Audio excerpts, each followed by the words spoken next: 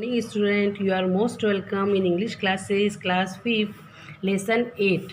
A genie whom no one liked. एक ऐसा जीनी जिसे कोई पसंद नहीं करता था। इस स्टोरी के अंदर एक जीनी के बारे में बताया गया है कि उस जीनी को कोई भी पसंद नहीं करता था क्योंकि वो चीज़ें बिगाड़ने के लिए प्रसिद्ध था। वह जब भी किसी को कोई गिफ्ट देता था तो वो पूरी धूल से मिट्टी से ढकी हुई रहती थी और उसे कोई भी पसंद नहीं करता था।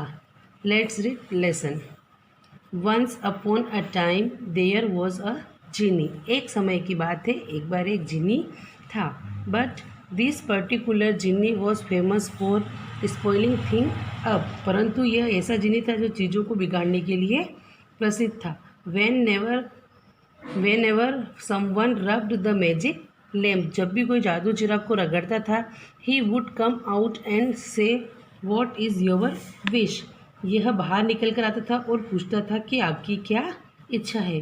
Then a great cloud of smoke would appear. उसके बाद एक बड़ा सा धुएं का बादल बना हुआ दिखाई देता था। When somebody wanted something. सैकड़ों चीज़ें, तब कई सारी चीज़ें दिखाई देती थी। He would bring it covered in so much dust. सैकड़ों चीज़ें हवा में उड़ती थी। जब कोई किसी वस्तु की अपेक्षा करता तब वह उसको धूल से इतना ढककर सामने लाता था कि that nobody wanted to even touch it. कोई भी व्यक्ति उसको स्पर्श नहीं करना चाहता था। So silly were his mistake that no one like the magic lamp. इसीलिए कोई भी उस जादुई चिराग को पसंद नहीं करता था क्योंकि उसकी गलतियाँ इतनी मूर्खतापूर्ण होती थी कि कोई भी उस जादू चिराग को हाथ लगाना भी पसंद नहीं करता था। So the genie did not come out for years. इसीलिए वह जीनी बहुत साल तक बाहर नहीं निकला। क्यों? क्योंकि उसकी इन हरकतों के कारण कोई भी उस लैंप को हाथ नहीं लगाता था और कोई भी उसको नहीं रगड़ता था। इस कारण उसे कई सालों तक उसके अंदर ही उसको रहना पड़ा। One day a lonely boy name Pankaj found the lamp. एक दिन एक लड़का था पंकज जिसको वह लैम्प मिला।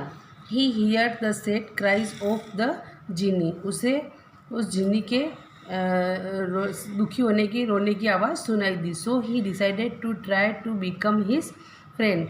तो इसीलिए उसने निश्चय किया कि वह उसका मित्र बनेगा।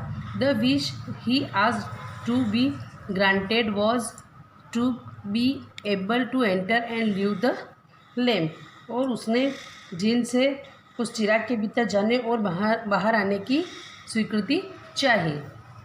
The genie was happy to grant this wish. और जीनी बड़ा खुश हुआ और उसने उसकी इच्छा को पूरा किया। As soon as Pankaj enter the lamp. और जल्दी ही पंकज उस लैम्प के अंदर एंटर हो गया। He could cloud see what the genie problem was. He could see what the genie's problem was. और जैसे ही वो अंदर गया तो उसे जीनी की प्रॉब्लम का पता चला। He was not that he was a bad genie. वह एक बुरा जिन्न नहीं था। It was just that he was untidy. वह सिर्फ अव्यवस्थित था, मतलब उसकी जो भी चीज़ें थी वो व्यवस्थित अंदर रखी हुई नहीं थी। In the lamp everything was thrown all over the palace. उसके अंदर सारी चीज़ें इधर से उधर फेंकी हुई थी। Whatever it be jewellery books boat or camel. चाहे वो ज्वेलरी हो, बुक्स हो, बोट हो या कैमल्स हो। It was clear that the palace had not been clean for year. वहाँ पर कई सालों से उस जगह की सफाई नहीं की गई थी। पिक अप एनीथिंग एंड एक cloud of dust would fly up. और जब भी उस वहाँ से कोई चीज़ उठाओ तो एक धुएं का बादल बनकर उड़ता हुआ दिखाई देता था। Pankaj was surprise. पंकज आश्चर्यचकित रह गया। The genie felt ashamed and apologised.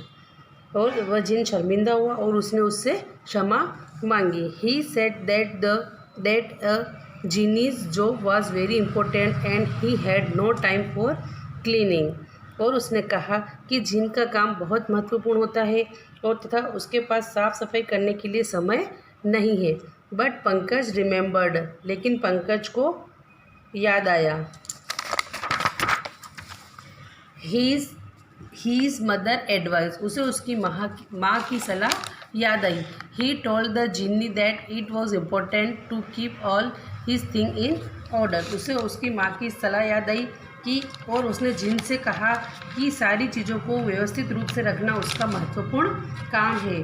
और उन्होंने उस and so they decided to give the palace a good clean, और उन्होंने उस जगह को व्यवस्थित रूप से रखने का कार्य निश्चय किया। It took them quite a few day, और उन्हें इस कार्य को करने में काफ़ी समय लग गया। व्हेन दे फिनिश, लेकिन उन्होंने उस वहाँ की साफ़ सफाई का कार्य पूरा किया। Everything was gleaming and in its correct place, सारी चीज़ें एकदम चमक रही थी और सभी वस्तुएं अपनी जगह पर रखी हुई थी। Now it was very easy to find whatever gift was asked for, अब जिस किसी उपहार की मांग की जाती and to get it without breaking anything, तो जब जिस किसी प्रकार उपहार की मांग की जाती थी तो उसी प्रकार को ढूंढना, बिना कुछ तोड़े फोड़े उसे निकाल लिया जाता था। Without order and cleanness in all thing, और सारी चीज़ों को पाना बहुत ही सुलभ हो गया था। मतलब इन जिन ने और पंकज ने जब मिलकर वहाँ की सफाई की, सारी चीज़ों को व्यवस्थित रखा, तो फिर उसके बाद में सारी चीज़ें एकदम चमकने लगी थी और सारी अपने एक करेक्ट प्लेस पर रखी हुई थी। और जब भी कोई उससे कुछ चीज़ मांगता था तो उसे एकदम सही टाइम पर और बिना कुछ तोड़े फोड़े एक जल्दी से ही उनको मिल जाती थी।